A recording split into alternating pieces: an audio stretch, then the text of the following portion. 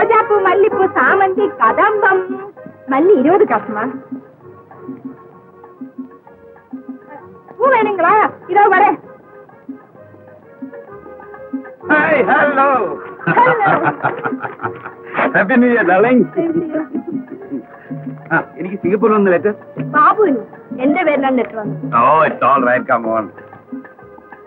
Thank you. ரோஜாப்பூ, மல்லிப்பூ, சாமந்தி, கதம்பம்.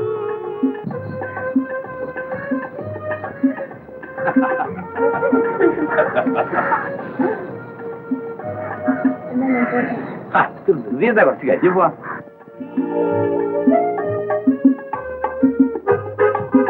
സിനിമയ്ക്ക് പോവാം. നല്ല ഒന്നാന്തരം പടമാ. കൊള്ളാണ്ടോ ഈ നെടുവരിയൻ?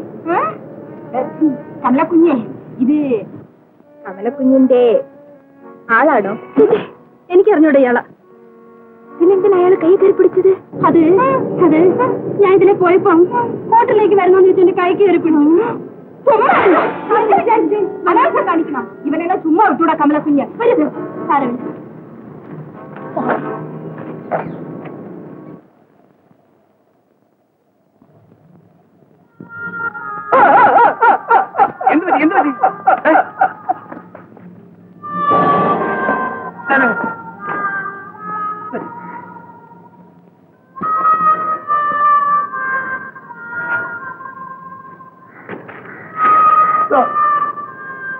വലിയ ഉപകാരം. എനിക്കിങ്ങനെ കൂടെ കൂടെ വരും. താക്കോല് കൈ പിടിച്ചാൽ അങ്ങ് മാറും. കുഴപ്പമൊന്നുമില്ല.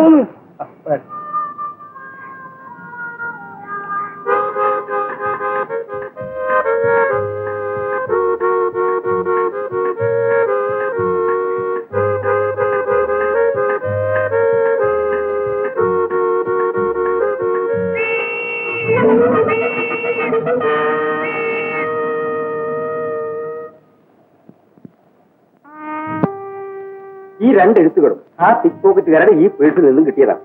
ഇതൊരു തുണ്ട് കടലാണ്.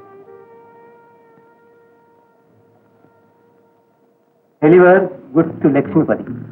ലക്ഷ്മിപതിയുടെ പേര് കണ്ടതുകൊണ്ടാണ് ഈ ലെറ്റർ ഞാൻ സംശയിച്ചത്. കോളേജിൽ പഠിക്കുന്ന ഒരു കമലയ്ക്ക് അവളുടെ സഹോദരൻ സിംഗപ്പൂരിൽ നിന്ന് എഴുതിയ എഴുത്തല്ലേ ഇത്? അതെ. പ്രിയപ്പെട്ട അനിയത്തി, പരീക്ഷ അടുത്തു വരികയാണ്. ശരിയായി പഠിക്കണം. നമ്മുടെ എസ്റ്റേറ്റിന് $5 ലക്ഷം വില പറയും. വിൽക്കുന്നത് നല്ലതാണ്. ചില പ്രത്യേക ആയുധങ്ങൾ ധരിച്ച ഗറില്ലകൾ എസ്റ്റേറ്റിൽ അസ്വസ്ഥതകൾ ഉണ്ടാക്കുന്നു. 21-ാം തീയതി വരുന്ന കപ്പലിൽ 3 ബണ്ടിലുകൾ അയക്കുന്നു.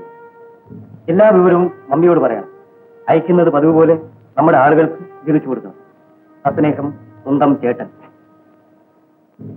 Lucky number 0334012340104560. എന്താണ് ഇതിന്റെ അർത്ഥം? സാർ ഇതെല്ലാം പരിശോധിക്കാൻ വിദഗ്ധനാണല്ലോ. ഈ എഴുത്തിലെ ഓരോ വരിയും നോക്കി ഈ നമ്പറുകൾ കണ്ടുപിടിക്കാം. ആദ്യത്തെ വരി 0, അതായത് വാക്കുകളില്ല. 3 ചില പ്രത്യേക ആയുധങ്ങൾ. 4-ാമത്തെ വരിയിൽ 1, 2, 3, 4, 5. 21-ാം തീയതി കപ്പലിൽ 3 ബണ്ടലുകൾ അയക്കുന്നുണ്ട്. 5-ാമത്തെ വരിയിൽ 4, 5, 6 നമ്മുടെ ആളുകൾക്ക് വീതിച്ചു കൊടുക്കണം. അതായത് $5 ലക്ഷം, ചില പ്രത്യേക ആയുധങ്ങൾ, 21-ാം തീയതി കപ്പലിൽ 3 ബണ്ടിലുകൾ അയക്കുന്നുണ്ട്, നമ്മുടെ ആളുകൾക്ക് വീതിച്ചു കൊടുക്കണം. ഇതുപോലുള്ള കത്തുകൾ ഇതിനു മുമ്പ് പലപ്പോഴും എനിക്ക് കിട്ടും. അപ്പോൾ കള്ളക്കടത്തിന്റെ കോഡുകളാണിവ. സിംഗപ്പൂരിലുള്ള രവിയും കോളേജിൽ പഠിക്കുന്ന സഹോദരി കമലയും ഈ ബിസിനസ് നടത്തുന്നു. എന്താണ് പ്രവർത്തനം എന്ന് പറയണ്ടേ? ഏതായാലും ഇത് വെച്ചുകൊണ്ട് നമുക്ക് അന്വേഷണം നടത്തണം.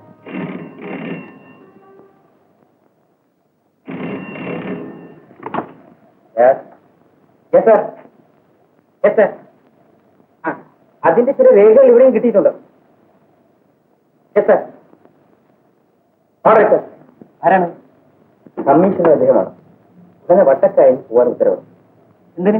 ഒരു ബോട്ട് കപ്പലിൽ നിന്ന് കുറച്ച് സാധനങ്ങളുമായി ഒളിച്ചു പുറപ്പെട്ടിട്ടുണ്ടെന്നും ഉടനെ അതിനെ പിടിക്കാൻ എല്ലാവർക്കും ഉത്തരവ് കൊടുത്തിട്ടുണ്ടെന്നുമാണ്. ഈ ലെറ്ററിൽ കണ്ടതുപോലെ അവരുടെ പ്രവൃത്തി ഒത്തുവന്നിരിക്കും. ഇന്ന് തീയതിയും 20. ഏതായാലും നിങ്ങൾ ഉടനെ പുറപ്പെടണം. ഈ ലെറ്ററിന്റെ ഉടമസ്ഥനായിരിക്കും ഒരുപക്ഷെ അത് നടത്തുന്നത്. ശരി സാർ. അവന്മാരെ തപ്പിയെടുത്തതിന് ശേഷം കോളേജിൽ പോയി കമലയും പിടികൂടാം. കോൺസ്റ്റബിൾ ജീപ്പ് ഇറക്കാൻ പറയും. Yes sir.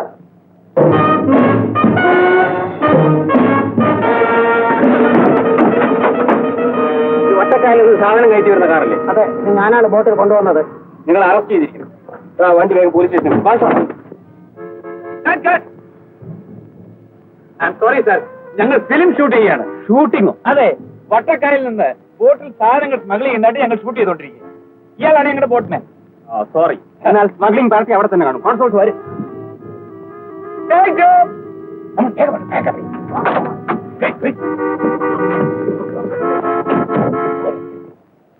നിങ്ങൾ സമർത്ഥൻ തന്നെ. ആ പോലീസിനെ കബളിപ്പിച്ച് സാധനങ്ങളെല്ലാം കടത്തിയല്ലോ. Thank you mummy. ആ ബോട്ട്മാൻ വളരെ സഹായിച്ചു. സാധനങ്ങളെല്ലാം ശരിക്കും $10 ലക്ഷം, ലെറ്റർ ബോംബ്സ്, പിസ്റ്റൾസ്, റിവോൾവേഴ്സ് എല്ലാം ലിസ്റ്റും പ്രകാരമുണ്ട്. ഈ പണവും ആയുധങ്ങളും ഉപയോഗിച്ച് നാട്ടിൽ എന്തെല്ലാം കുഴപ്പവും അരാജകത്വവും ഉണ്ടാക്കാമോ അതാണ് നമ്മുടെ വിജയം. കൂടിയാലോചനയ്ക്ക് ഇന്ന് നമ്മുടെ ആളുകളെ എല്ലാം ക്ഷണിച്ചിട്ടുണ്ട്. നിൽക്കാൻ സാധ്യമല്ല, ഉടനെ പുറപ്പെടണം. അതെന്താ മമ്മി? എന്നെ സിംഗപ്പൂരിൽ വെച്ച് സംശയിച്ച് രവി എന്ന് പറഞ്ഞ ഒരു CID പിടിച്ചു. ഞാൻ സൂത്രത്തിൽ രക്ഷപ്പെട്ടു. ഓഹോ, ഇവിടുത്തെ മറ്റു കാര്യങ്ങൾ ഞാൻ ഏറ്റു.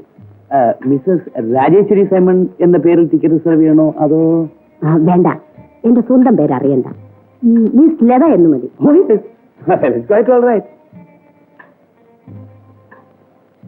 ബോട്ട്മാൻ, നിങ്ങളുടെ സഹായത്തിന് വളരെ നന്ദി.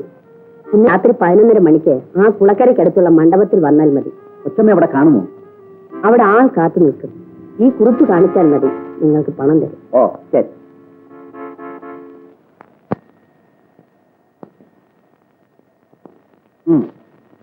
മമ്മി അയച്ചാളല്ലേ?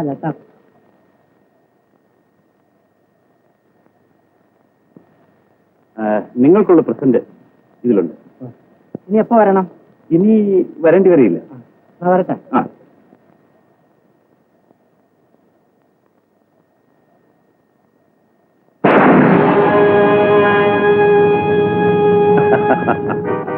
കൊള്ളാം.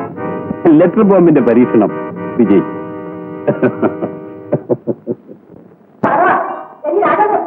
എന്റെ മോൻ രവീന്ദ്രൻ സിംഗപ്പൂരിൽ വരുന്നത്.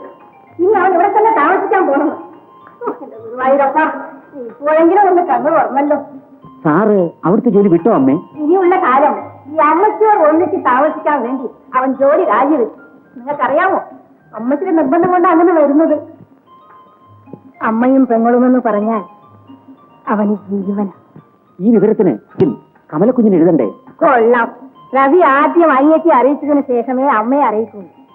ആ, ഏതായാലും വിവരം കാണിച്ച് നീയും കമലയ്ക്ക് ഒരു കമ്പി കൊടുത്തേക്കും. ഞാൻ വിചാരിച്ചു കൊച്ചങ്ങനെ വല്ല മദാമയും കല്യാണം കഴിച്ചു അവിടെ തന്നെ കൂടുമെന്ന്. അങ്ങനെ കൂടാൻ നോക്കുമോ? അമ്മയുടെ മോനല്ലേ, എല്ലാം അമ്മയുടെ യോഗം. രാജമ്മ, അവന്റെ അച്ഛനും ഞങ്ങളും ഒരുമിച്ച് സിംഗപ്പൂരിലായിരുന്നു. ഒരു വിമാനാപകടത്തിൽ രവിയുടെ അച്ഛൻ മരിച്ചുപോയി. അതോടെ ആ സ്ഥലമേ വിട്ട് ഞാൻ ഈ നാട്ടിൽ താമസമായത്. അതൊക്കെ കഴിഞ്ഞ കഥയാ മോളെ.